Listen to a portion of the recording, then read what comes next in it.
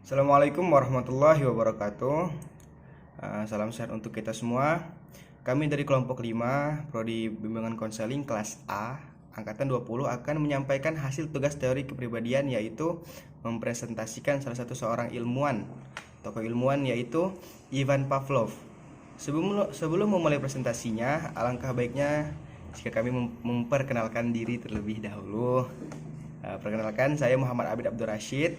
Saya selaku sebagai moderator. Perkenalkan, nama saya Rani Puspitasari. Perkenalkan, nama saya Salsa Dei Agreti. Baik, agar tidak terlalu banyak memakan waktu, presentasi akan kami mulai. Diawali dengan biografi Ivan Pavlov. Ivan Petrovich Pavlov, atau yang dikenal dengan Ivan Pavlov, adalah seorang fisiolog dan dokter dari Rusia. Lahir pada tanggal 26 September 1849 di Ryazan, Rusia, dan meninggal pada 27 Februari 1938 di Leningrad, Uni Soviet. Ia belajar kimia dan fisiolog di Universitas Petersburg dan menerima gelar doktor pada tahun 1879. Ia melanjutkan studinya dan memulai risetnya sendiri dan berhasil. Karyanya pun terkenal, lalu ia diangkat sebagai profesor fisiologi di Akademi Kedokteran Kekaisaran Rusia. Baik, materi selanjutnya akan dibacakan oleh rekan saya, yaitu Rani Puspitasari.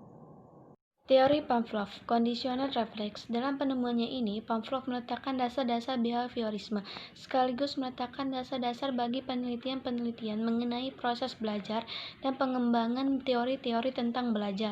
Dinamika dan perkembangan kepribadian. Pavlov yakin bahwa kepribadian dapat dipahami dengan mempertimbangkan tingkah laku dalam hubungan yang terus-menerus dengan lingkungannya.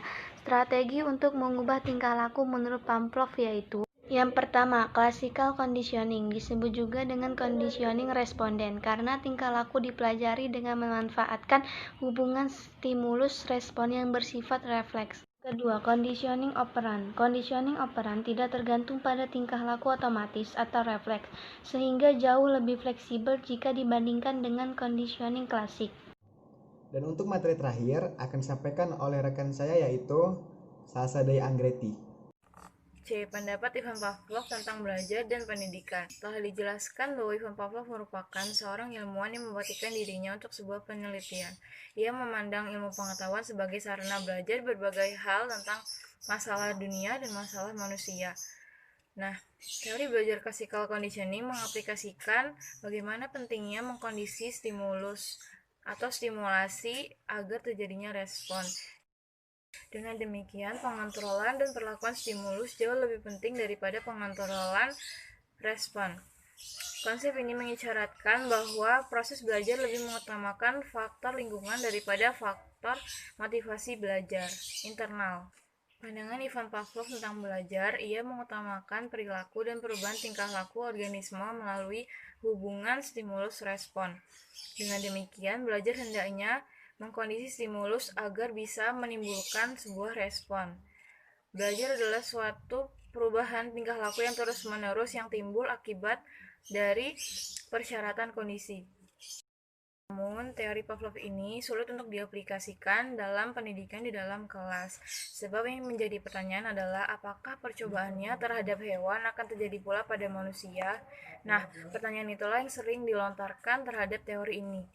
Meskipun penelitian ini sudah diperluas oleh psikolog berdasarkan penelitian-penelitiannya, namun dalam penerapannya teori ini belum menunjukkan hasil yang memuaskan serta menimbulkan banyak pertanyaan. Aplikasi teori belajar Pavlov dalam pembelajaran. Hal yang harus diperhatikan dalam menerapkan teori belajar menurut Pavlov adalah ciri-ciri kuat yang mendasarinya, yaitu 1. Mementingkan pengaruh lingkungan, 2. Mementingkan bagian-bagian, 3. Mementingkan peranan reaksi, 4. Mengutamakan mekanisme terbentuknya hasil belajar melalui prosedur stimulasi respon, 5. Mementingkan peranan kemampuan yang sudah terbentuk sebelumnya, 6. Mementingkan pembentukan kebiasaan melalui latihan dan pengulangan, 7. Hasil belajar yang dicapai adalah munculnya perilaku yang diinginkan. Sebagai konsekuensi dari teori ini, para guru yang menggunakan teori Pavlov akan menyusun bahan pelajaran dalam bentuk yang sudah siap, sehingga tujuan pembelajaran yang harus dikuasai siswa disampaikan secara utuh oleh guru. Metode Pavlov ini sangat cocok untuk perolehan kemampuan yang membutuhkan praktek dan pembiasaan yang mengandung unsur-unsur seperti kecepatan, spontanitas, kelenturan, refleks, dan daya tahan atau sebagainya. Sebagai contoh seperti percakapan bahasa asing, mengetik, menari, berenang, olahraga, melukis, atau sebagainya.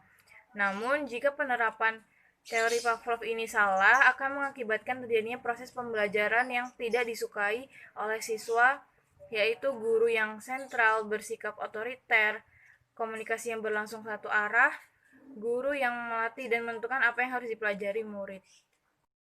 Oleh sebab itu, teori Pavlov kurang cocok atau masih banyak menimbulkan tanda tanya serta hasil yang kurang memuaskan jika diterapkan di pendidikan di kelas. Baik, cukup sekian presentasi dari kami. Kurang lebihnya kami mohon maaf.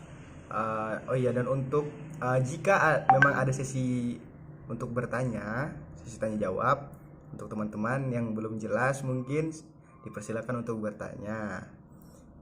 Sekian, kami ucapkan sekali lagi terima kasih banyak. Wassalamualaikum warahmatullahi wabarakatuh.